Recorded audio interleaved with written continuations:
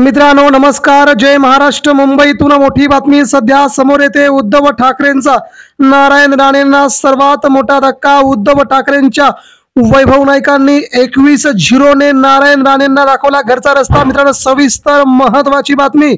कोकणात उद्धव ठाकरेंची शिवसेना पुन्हा एकदा सर्वात मोठा पक्ष। महाराष्ट्रात उद्धव ठाकरेंनी अखेर वाजवला ठाकरे ब्रँड। बघूया शिंदे गट देखील 3 नंबरवरती भाजपाचा सर्वात मोठा धुरळा। सविस्तर माहिती बघूया। मित्रांनो सध्याचं राजकारण उद्धव ठाकरेंसाठी खूप महत्त्वाचं मानलं जात आहे। या महत्त्वाच्या राजकारणामध्ये कोकणातील शिवसेना संपली, कोकणामध्ये शिवसेना शिल्लक राहिली नाही। सगळ्याच नेत्यांनी शिंदेंकडे प्रवेश केला अशा बाता भाजपा मारत होती, नारायण राणे मारत होते। परंतु मित्रांनो सध्या मात्र महाराष्ट्रामध्ये नारायण राणेंचे सुपुत्र सगळेच उद्धव ठाकरेंवरती जोरदार प्रहार करायचे। खालच्या भाषेतली टीका जशा प्रकारे करतात त्या प्रकारे नारायण राणेंच्या सगळ्याच कुटुंबांनी उद्धव ठाकरे यांच्या शिवसेनेवरती जोरदार टीका केली होती। परंतु त्यांना मात्र कधी आदित्य ठाकरेंनी उद्धव ठाकरेंनी भाव दिला नाही, त्यामुळे ते प्रचंड चवताळल्याचं चित्र सगळीकडे निर्माण झालं होतं। आता मात्र उद्धव ठाकरे यांच्या शिवसेनेचा कोकणामध्ये झालेला हा दमदार शानदार विजय। उद्धव ठाकरे यांच्या शिवसैनिकांनी कसा केलाय जल्लोष, कुठे मिळवलाय विजय, यासह सगळीकडेच मित्रांनो महाराष्ट्राच्या राजकारणामध्ये कशा प्रकारे उद्धव ठाकरेंनी नारायण राणेंना चितपट केलंय सगळी सविस्तर माहिती जाणून घेऊया। उद्धव ठाकरे तसे महाराष्ट्राचे नेते म्हणून नव्हे तर संपूर्ण देशाचे नेते म्हणून गणले जातात। भारतीय जनता पार्टीने उद्धव ठाकरेंवरती बोलण्यासाठी बहुतांश भाजपचे नेते सोडलेले आहेत। मात्र त्यांना एकच नेता पुरेसा पडतो, ते म्हणजे शिवसेनेचे नेते असणारे बुलंद तोप आणि संजय राऊत। हा उद्धव ठाकरेंचा सच्चा कडवट निष्ठावान मावळा जेलमध्ये 3 महिने जाऊन आला तरी देखील त्यांनी भाजपला शरणागती पत्करली नाही। एकनाथ शिंदे संजय राऊतांना बोलले होते की आपण जाऊया, पळून जाऊया, परंतु संजय राऊतांनी शिंदेंना सुनावलं, ज्या शिवसेनेने मला एवढ्या वेळेस खासदारकी दिली, ज्या शिवसेना परिवारामुळे मी माझं नाव आज मुंबईमध्ये आहे, संपूर्ण संबंध देशामध्ये संजय राऊतांना आज ओळखलं जातं। हे नाव फक्त आणि फक्त मातोश्रीमुळे आणि उद्धव ठाकरे यांच्या शिवसेनेमुळे आहे। मी कदापि ठाकरेंची शिवसेना सोडणार नाही असा सज्जड दम संजय राऊत यांनी एकनाथ शिंदेंना तेव्हा दिला होता। आणि तुम्ही देखील जाऊ नका, तुम्हाला देखील मातोश्रीने उद्धव ठाकरेंनी कोणत्याही गोष्टींची कमतरता तुम्हाला केली नाही, तेव्हा तुम्ही तरी कशाला जाता असा प्रतिप्रश्न संजय राऊत यांनी एकनाथ शिंदे यांना केला होता। मात्र एकनाथ शिंदेंनी मुंबई मार्गे सुरत मार्गे गुवाहाटी घातली आणि गद्दारीचा शिक्का लावून घेतला।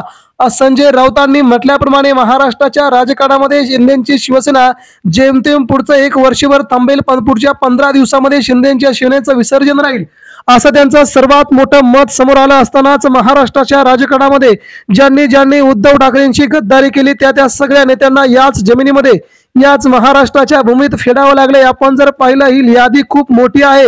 महाराष्ट्रात जेवढे मोठे नेते झाले, ज्यांनी आपलं राजकीय अस्तित्व निर्माण केले, त्या सगळ्यांना मोठं करण्याचं काम सध्या उद्धव ठाकरेंनी केले। भाजपचे जेवढे मोठे नेते आहेत त्या सगळ्यांना मोठं करण्याचं काम शिवसेना प्रमुख श्रीमान बाळासाहेब ठाकरे यांनी केलंय। अशा प्रकारचा उद्धव ठाकरे यांच्या शिवसेनेचे उपकार भारतीय जनता पार्टीवरती तर आहेतच, परंतु आपल्याच पक्षात राहून आपल्याच पक्षात मोठं होऊन आपल्याच पक्षाला गद्दारी करायचं काम शिंदे सेनेने केल्याचं आता इथे संजय राऊत यांनी म्हटलंय। तेव्हा एकनाथ शिंदेंना महाराष्ट्राची जनता माफ करणार नाही असंही संजय राऊत यांनी रोखठोक आपलं प्रतिपादन केलं होतं। या सगळ्या उत्तरांना सामना टू सामना देत असताना उद्धव ठाकरे मात्र प्रत्येक वेळेस संजय राऊतांची पाठराखण करतायत। ठाकरेंची भूमिका तीच संजय राऊतांची भूमिका मानत आहेत असं उद्धव ठाकरेंनी ज्या त्या वेळेत म्हटलंय। आणि ज्या वेळेस उद्धव ठाकरेंच्या शिवसेना प्रमुख असताना ज्यांनी गद्दारी केली त्या सगळ्यांचा सत्यानाश होईल असं भाकीत संजय राऊतांनी गेल्या काही वर्षांपासून केलं होतं। अखेर तशाच प्रकारचं राजकारण महाराष्ट्रामध्ये घडलंय। शिंदे गटात गेलेले नेते म्हणजेच गुलाबराव पाटील यांनी म्हटलं होतं, जो शिवसेना प्रमुखांच्या शिवसेनेला धोका देईल त्याच्या संपूर्ण पिढीचा सत्यानाश होईल। परंतु त्यांनीच उद्धव ठाकरेंची साथ सोडली आणि ते सगळं वाक्य स्वतःवरती ओढून घेतलं की काय अशी चर्चा महाराष्ट्रात रंगली। मित्रांनो, या प्रकारच्या सगळ्या गणना महाराष्ट्रामध्ये सुरू आहेत. महाराष्ट्रामध्ये उद्धव ठाकरेंचंच खूप मोठं क्षेत्र आता तयार होत आहे. उद्धव ठाकरेंच्या दिमतीला शिवसैनिकांची मोठी फळी असतानाच ज्यांनी ज्यांनी गद्दारी केली त्यांच्या खूप मोठ्या परिणाम भोगावे लागलेत. मात्र इकडे नारायण राणेंना मात्र त्यांच्याच गडामध्ये उद्ध्वस्त करीत त्यांचा पराभव करत उद्धव ठाकरेंनी आपली शिवसेना कशा प्रकारे कोकणात यश मिळू शकते हे पुन्हा एकदा सिद्ध केलंय.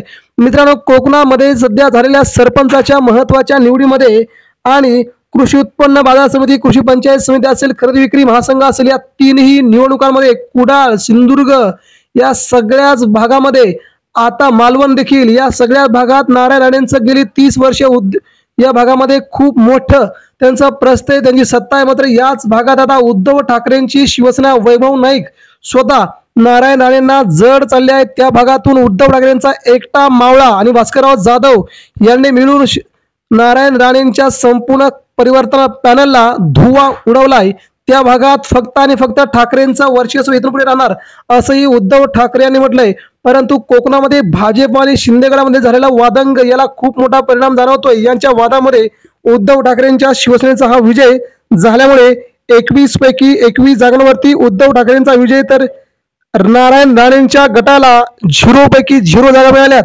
0 जागांवरती यश मिळाल्यामुळे आमदार, मंत्री, खासदार सगळी पदं घरामध्ये असताना एवढा मोठा दारुण पराभव कसा होतो असा सगळीकडेच विचार केला जात असतानाच आगामी पंचायत समिती, जिल्हा परिषद या सगळ्या निवडणुकांमध्ये नारायण राणेंच्या संपूर्ण पॅनलला आम्ही पराभूत करू असं वैभव नाईकांनी थेट आव्हान दिलंय.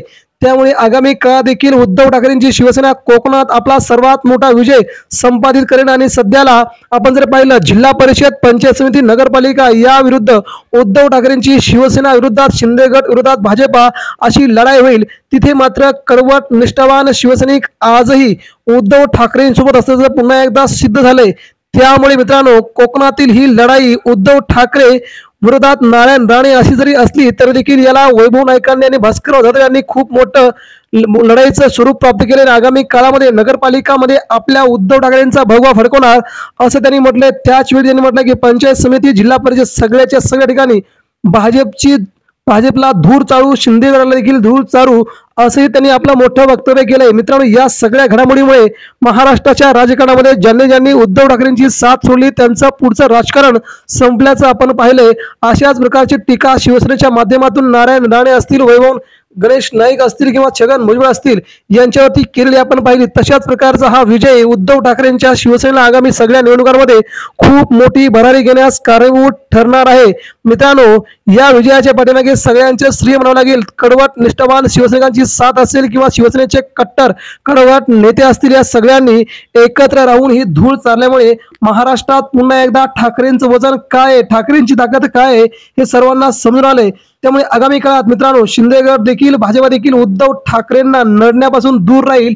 लढाई थेट होईल. मात्र उद्धव ठाकरेंचा विजय कायमस्वरूपी महाराष्ट्रात होणार हे आता जवळ निश्चित आहे. मित्रांनो, यावरती आपल्या प्रतिक्रिया द्या. उद्धव ठाकरेंची शिवसेना कोकणासह मराठवाड्यामध्ये आपलं अस्तित्व पुन्हा एकदा सिद्ध करेल या मताशी आपण सहमत आहात का? नक्कीच आपल्या प्रतिक्रिया आमच्यापर्यंत पोहोचवा. धन्यवाद. जय हिंद, जय महाराष्ट्र.